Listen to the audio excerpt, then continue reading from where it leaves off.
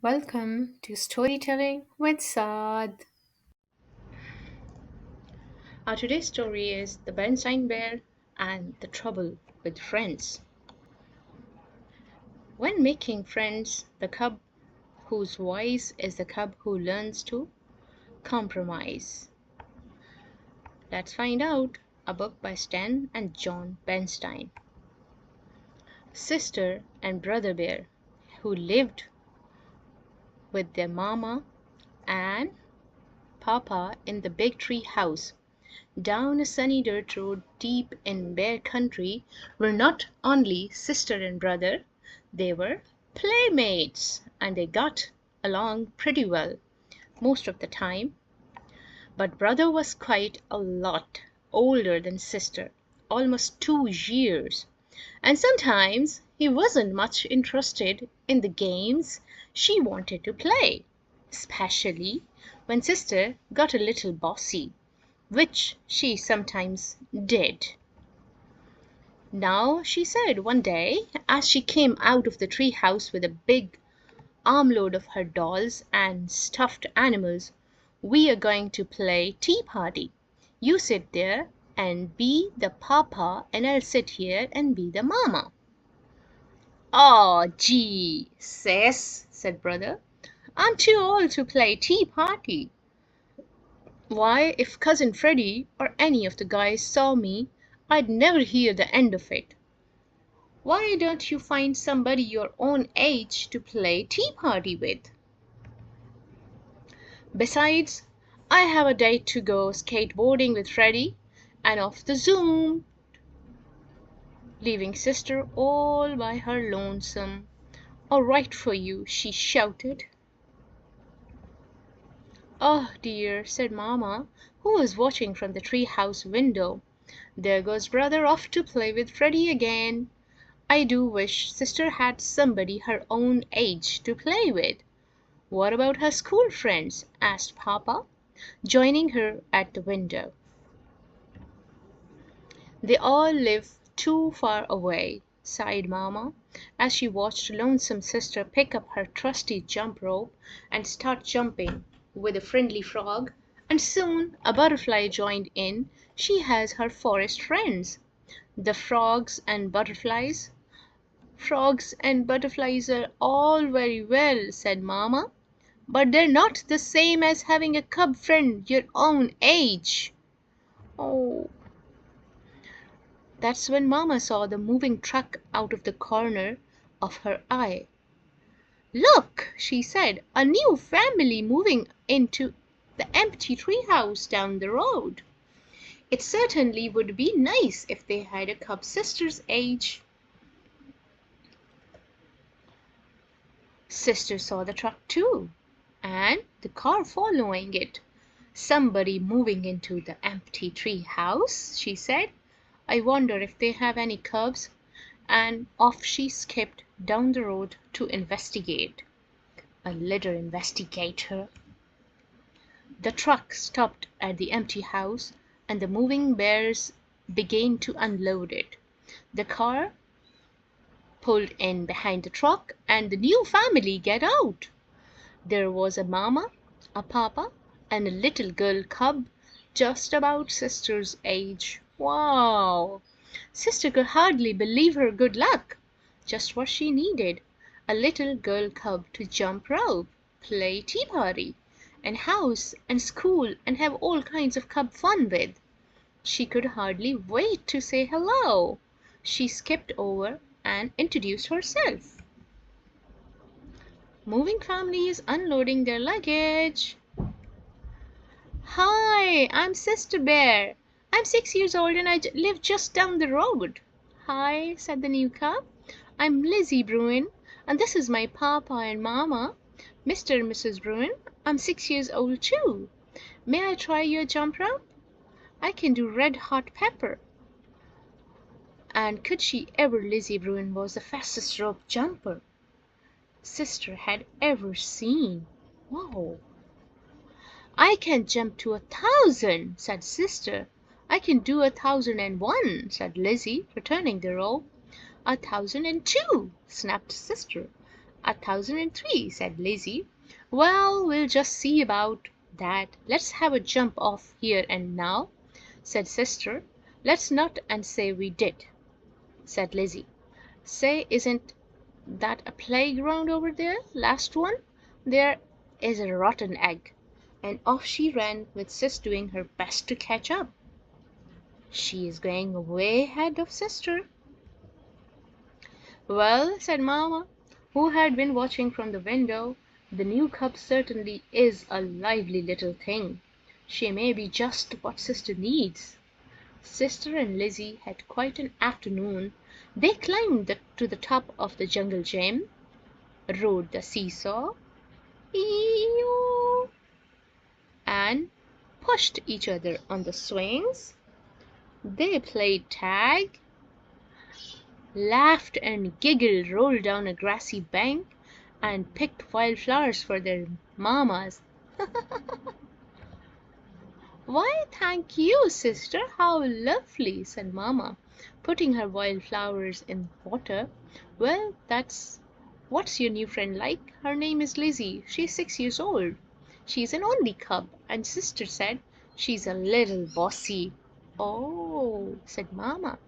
Well, you certainly seemed to be having fun. Oh, yes, said sister. I had a lot of fun.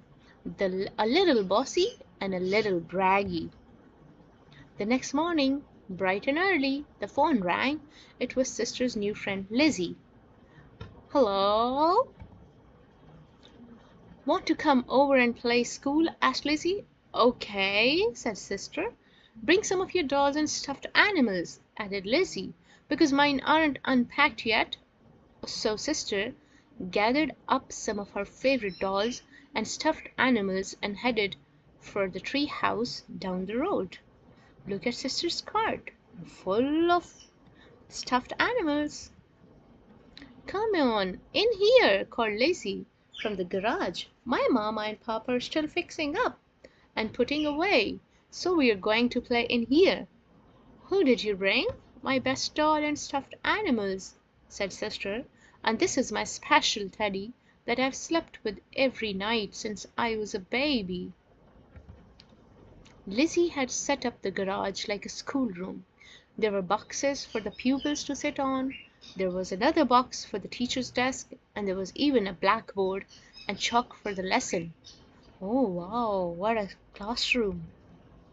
This is going to be fun, thought Sister Bear, as she began setting her toys on the boxes. That's when she heard the tapping sound. It was Lizzie tapping on the desk. She had pretend pointer in one hand and a piece of chalk in another. What? Please be seated, sister. It's time for your lesson. Today I am going to teach you the alphabet. The first letter of the alphabet is, and look what she has written. Yes, it's A. Now just a minute, protested sister. Who said you were going to be teacher? When I play school, I'm not the teacher. And not only that, I already know my ABCs.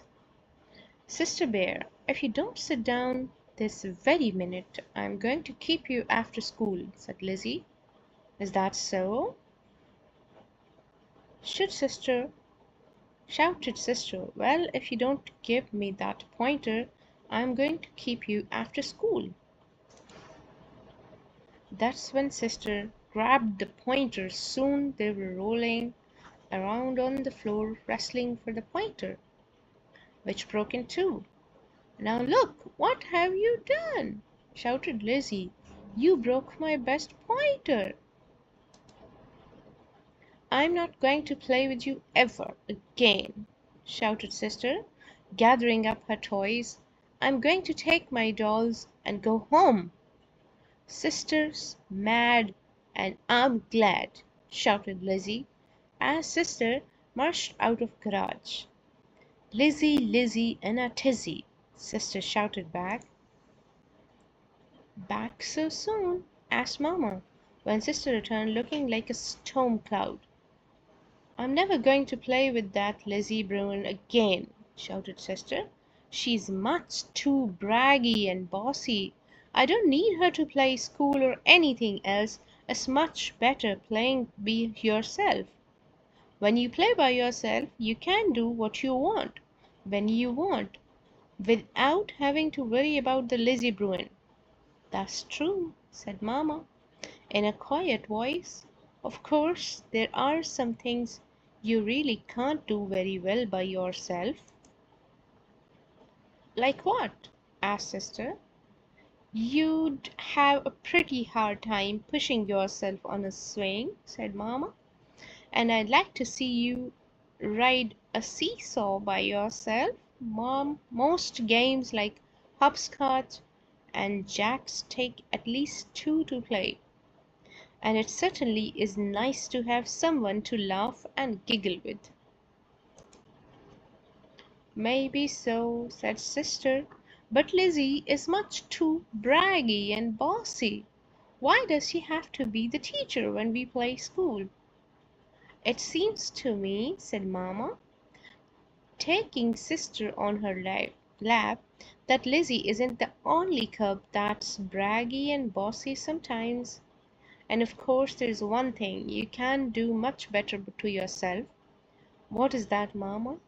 Be lonesome, said Mamma quietly, and that's when somebody's knocked on the door.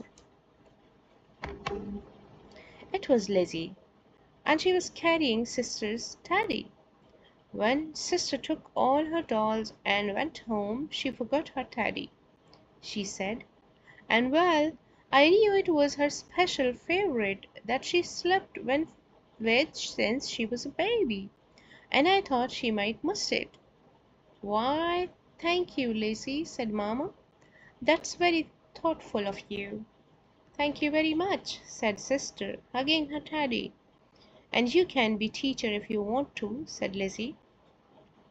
Or, said Sister, we can take turns being teacher. Terrified. Terrific, said Lizzie. Great, said Sister, gathering up her dolls and stuffed animals again. Last one back to your garage, as is a rotten egg. And off she scooted, laughing and giggling, with Lizzie scampering after her. The end. Like, share, and subscribe to our channel, Storytelling with Saad. Thank you.